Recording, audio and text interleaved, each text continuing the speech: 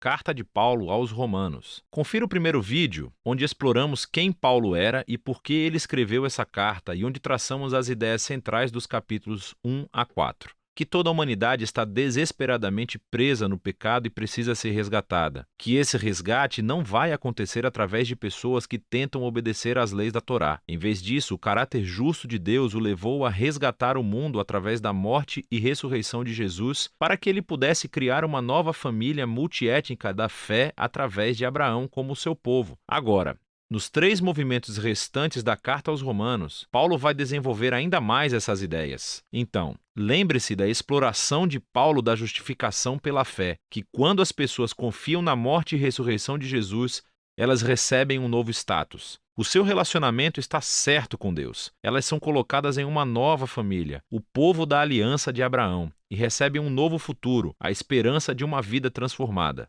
Agora, Paulo quer mostrar como essa realidade deveria reformular cada parte da nossa existência. Porque estar nessa família significa fazer parte de uma nova humanidade que Deus está criando através de Jesus e do Espírito. Então, Paulo volta ao primeiro personagem humano da história bíblica, Adão. O seu nome significa humanidade, e Adão, como toda a humanidade depois dele, escolheu o pecado e o egoísmo.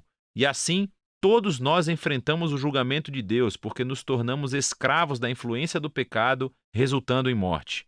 Mas então, Paulo compara Adão a Jesus, e ele é o novo Adão, um humano que viveu em obediência fiel a Deus, demonstrado através do seu sacrifício de amor. E agora Jesus oferece a sua vida como um presente para os outros, para que possam ser justificados diante de Deus. E assim, Jesus permanece como cabeça de uma nova humanidade que está sendo transformada por este dom, o que nos leva ao capítulo 6. Paulo lembra a esses cristãos em Roma que escolher seguir a Jesus significa deixar a antiga humanidade de Adão que eles têm e entrar na nova humanidade de Jesus. E o batismo deles era um símbolo sagrado dessa transição. Sua velha humanidade morreu com Jesus e sua nova humanidade ressuscitou com ele dentre os mortos. Então, quando uma pessoa confia em Jesus, a sua vida se une à vida dele. O que é verdade nele agora é verdade neles. É quando as pessoas aceitam sua identidade como seres humanos semelhantes a Jesus que elas estão liberadas para se tornarem seres humanos de todo o coração, que podem verdadeiramente amar a Deus e ao próximo. Agora, se criar esta nova humanidade sempre foi o propósito de Deus, Paulo pergunta no capítulo 7, qual foi o objetivo de Deus ao dar a lei ou a Torá a Israel? Quando Paulo usa essa palavra, a lei, ele às vezes quer dizer o enredo e a mensagem dos 5 primeiros livros da Bíblia, mas outras vezes ele está se referindo mais especificamente às centenas de mandamentos dados através de Moisés e que são encontrados na Torá. Aqui, o foco de Paulo é no segundo significado.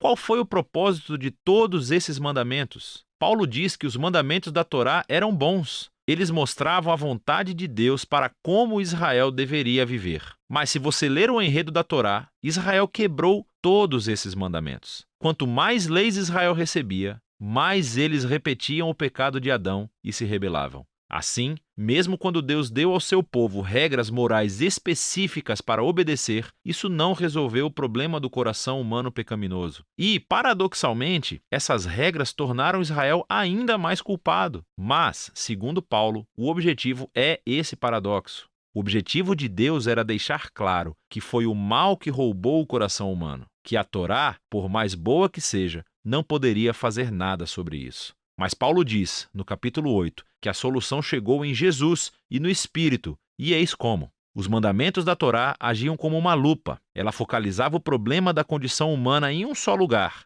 o povo de Israel. Mas agora, o representante de Israel, Jesus o Messias, pagou e lidou com todo esse pecado através da sua morte e ressurreição. E agora Jesus liberou seu Espírito em sua nova família para transformar seus corações de modo a que eles possam realmente cumprir o chamado de todos os mandamentos da Torá para amar a Deus e ao próximo. E não para por aí. A renovação dos seres humanos por Deus é o primeiro passo da sua missão maior de resgatar e renovar toda a criação, tornando-a num lugar onde o amor de Deus é a palavra final. Agora você pode ver como os capítulos de 1 a 8 são um longo fluxo de pensamento. Mas isso levanta outras questões. Se tudo isso foi o objetivo de Deus, qual é a situação atual dos companheiros israelitas de Paulo que não reconhecem Jesus como o Messias. Como essa história cumpre as promessas de Deus para eles? Bom, Paulo começa no capítulo 9 com a sua própria angústia sobre os seus companheiros israelitas que não acham que Jesus é o Messias. E isso o leva a refletir sobre Israel no passado, na história do Antigo Testamento. E ele nos lembra que simplesmente ser da etnia israelita, ou seja, um descendente físico de Abraão, nunca tornou automaticamente as pessoas em membros fiéis da família da aliança.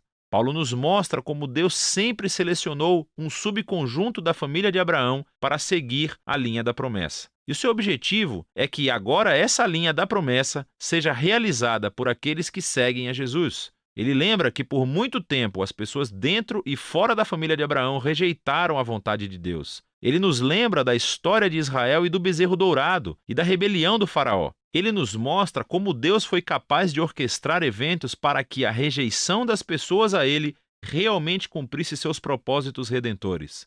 E assim, no capítulo 10, Paulo volta o seu foco para Israel no presente. A razão pela qual muitos israelitas rejeitam a Jesus é porque eles estão baseando a sua relação de aliança com Deus no desempenho dos mandamentos da Torá. E muito tristemente, eles não reconhecem o que Deus fez através de Jesus para criar uma nova família da aliança baseada na fé.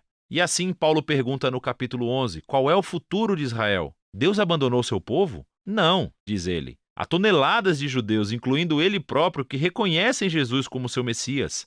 Mas há muitos que não o reconhecem. Mas Deus tem sido capaz de usar a sua rejeição para os seus próprios propósitos. Isso fez com que o evangelho se espalhasse cada vez mais rápido no mundo gentil, tornando a família de Abraão ainda maior e mais multiétnica. Paulo descreve a família da aliança de Deus como uma grande oliveira, e os que rejeitaram Jesus são os galhos que foram quebrados, por assim dizer. E esses gentios são como galhos selvagens que foram transplantados na árvore genealógica. No entanto, diz Paulo, um dia Jesus será reconhecido pelo seu próprio povo, e ele não oferece detalhes como isso irá acontecer. Paulo simplesmente confia no caráter de Deus e promete que ele não desistirá do seu povo da aliança. O que completa a transição para a seção final do livro, capítulos 12 a 16. Mas lembre-se do esboço geral da história. Por causa da sua fé em Jesus, judeus e gentios estão agora juntos na família de Abraão, essa nova humanidade que está sendo transformada pelo Espírito de Deus. E assim é como Deus está cumprindo as suas promessas antigas. Portanto, a única resposta razoável é que esses judeus e cristãos não judeus sejam unificados como a igreja.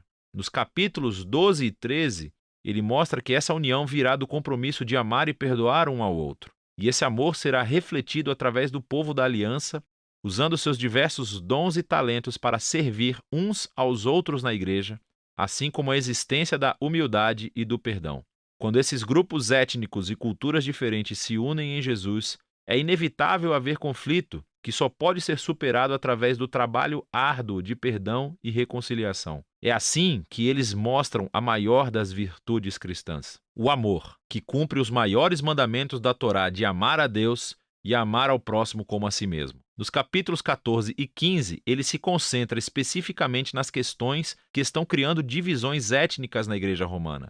Estas são disputas sobre as leis alimentares judaicas e o sábado. E Paulo diz que essas práticas não definem quem está dentro ou fora da família de Jesus. E se as pessoas diferem sobre essas questões culturalmente importantes, mas não essenciais, elas precisam aprender a respeitar as diferenças umas das outras. E é assim que o amor vai curar e unificar a família de Jesus. Paulo encerra a carta elogiando primeiramente Febe, que é uma das principais líderes da igreja de Cencreia. Ela teve a honra de carregar e talvez até mesmo de ler essa carta em voz alta pela primeira vez às igrejas romanas. Paulo então conclui cumprimentando todas as pessoas que ele não vê há muito tempo. E esse é o fim. Uau! Agora você pode ver melhor como todas as peças dessa carta se encaixam e mostram a profunda obra-prima que ela realmente é.